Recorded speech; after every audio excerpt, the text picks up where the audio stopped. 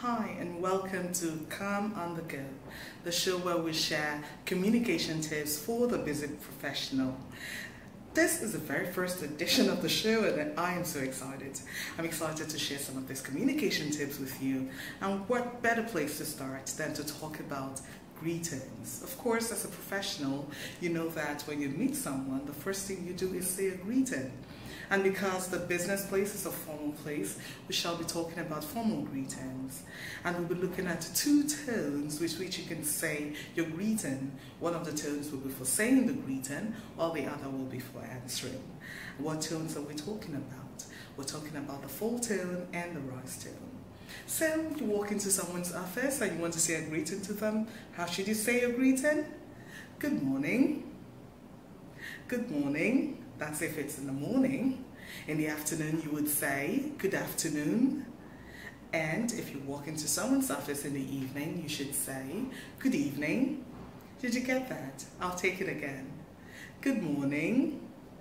Good afternoon. Good evening. And if someone walks into your office and says a greeting, how should you respond? If someone says good morning, your response should be good morning. If someone says good afternoon, your response should be good afternoon. And if someone says good evening, your response should be good evening. Very good. So that's the greeting and that's the response. But what if you want to add someone's name or a title at the end of the greeting, then what do you say? Well, if you want to add the title sir to the end of the greeting, then you would say, good morning, sir. Good morning, sir. Good afternoon, sir. Good evening, sir. And the response would be, good morning, sir. Good afternoon, sir. Good evening, sir. What if it's someone's name? Can we try that with someone's name? Let's say the person's name is Matthew. Then you would say, good morning, Matthew. Good afternoon, Matthew. Good evening, Matthew.